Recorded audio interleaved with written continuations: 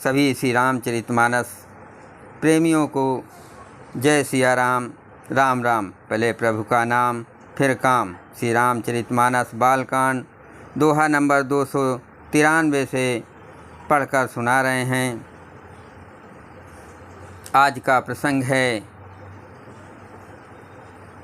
राजा ने उठकर वशिष्ठ जी के पास जाकर उन्हें पत्रिका दी और आदरपूर्वक दूतों को बुलाकर सारी कथा गुरु जी को सुना दी। तब उठे भूप वशिष्ठ कहो दीन पत्रिका जाय, कथा सुनाई गुरहि सब सादर दूत बुलाय। सुनि बोले गुर अति सुख पाए, पुण्य पुरुष कहूँ महि सुख छाए। जिमि सरिता सागर महु जाए, यद्यपि ताहि कामना नाही। सब समाचार सुनकर और अत्यंत सुख पाकर गुरु बोले, पुण्यात्मा पुरुष के लिए पृथ्वी सुखों से छाई हुई है, जैसे नदियाँ समुद्र में जाती हैं, यद्यपि समुद्र को नदी की कामना नहीं होती। तिम सुख संपत्ति बिनहि बुलाए, धर्मशील पहि जाय सुभाए। तुम गुर विप्रदेन सुर सेवी, तुम गुर विप्रदेन सुर सेवी। तसि पुनीत कौशल्या देवी। वैसे ही सुख और संपत्ति बिना ही बुलाए स्वाभाविक ही धर्मात्मा पुरुष के पास जाती है। तुम जैसे गुरु ब्राह्मण गाय और देवताओं की सेवा करने वाले हो, वैसे ही पवित्र कौशल्या देवी भी हैं। सृकति तुम समान जग माही, भयो न है को हो नहु नाही। तुम ते अधिक पुण्य बड़का के, राजन राम सरिस सुत जाके। तुम्हारे समान पुण्यात्मा जगत में न कोई हुआ है, न है और न होने का ही है।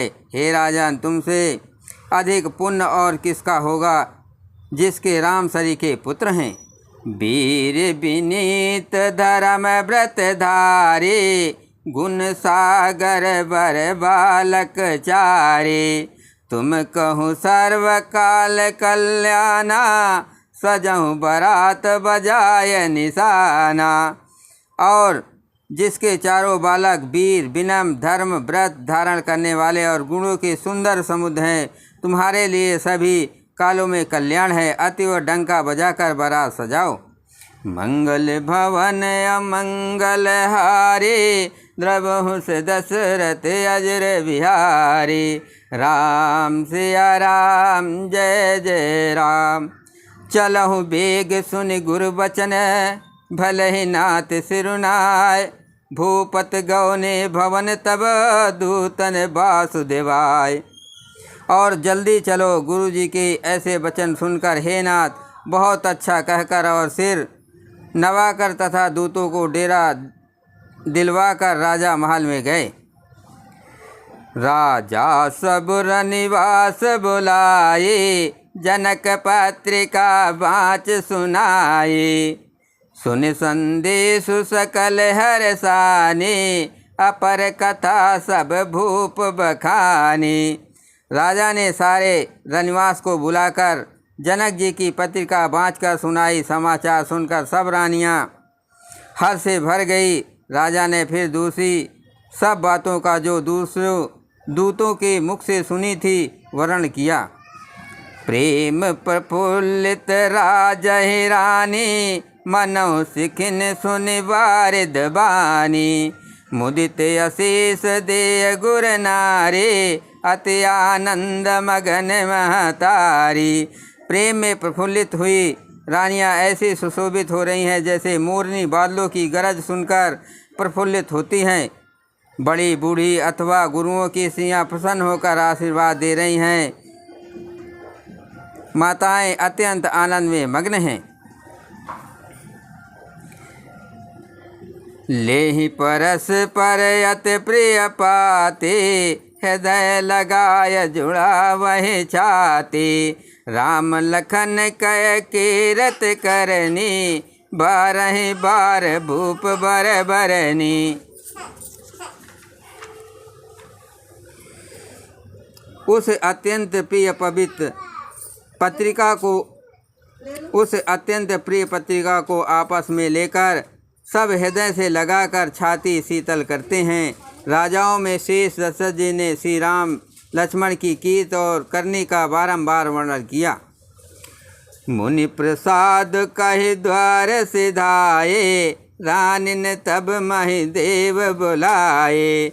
दिए दान आनंद समेता, चले विप्र बर आशीष देता। ये सब मुनि की कृपा है, ऐसा कहकर वे बाहर चले आए। तब रानियों ने ब्राह्मणों को बुलाया और आनंद सहित उन्हें दान दिए। शेष ब्राह्मण आशीर्वाद देते हुए चले। मंगल भवन अमंगल हारे, द्रबहुष दशरथ अजर बिहारी। राम सिया राम जय जय राम। जाचक लिए हकार दीन, निछावर कोट विधे। चिरजीवहु सुत चार चक्रवर्ती दशरथ के। फिर भिक्षुओं को बुलाकर करोड़ों प्रकार की निछावरें उनको दी। चक्रवर्ती महाराज दशरथ के चारों पुत्र चिरंजीव हो। कहत चले पहिरे पटनाना, हरस हने गह गए निशाना। समाचार सब लोगन पाए, लागे घर घर होन बधाए। यो कहते हैं हुए वे अनेक प्रकार के सुंदर वस्त्र पहन कर चले। आनंदित होकर नगाड़े वालों ने बड़े जोर से नगाड़ों पर चोट लगाई। सब लोगों ने जब ये समाचार पाया तब घर घर बधावे होने लगे। भुवन 4-10 भरा उछाहु, जनक सुता रघुबीर विवाहु। सुन शुभ कथा लोग अनुरागे, मग ग्रह गले सवारन लागे। 14 लोकों में उत्साह भर गया कि जानकी जी और श्री रघुनाथ जी का विवाह होगा।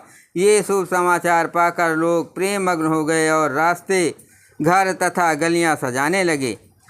यद्यपि अवध सदैव सुहावनी, रामपुरी मंगलमय पावनी। तथापि प्रीत कै प्रीत सुहाए, मंगल रचना रची बनाई। यद्यपि अयोध्या सदा सुहावनी है, क्योंकि वो श्री राम जी की मंगलमयी पवित्र पुरी है। तथापि प्रीति पर प्रीत होने से वो सुंदर मंगल रचना से सजाई गई। ध्वज पताक पट चामर चारु, छावा परम विचित्र बजारू। कनक कलश तोरण मन जाला, हरद दूब दधि अक्षत माला। ध्वजा पताका पर्दे और सुंदर चौरों से सारा बाजार बहुत ही अनूठा छाया हुआ है। सोने के कलश, तोरण, मणियों की झालरें, हल्दी, दूब, दही, अक्षत और मालाओं से।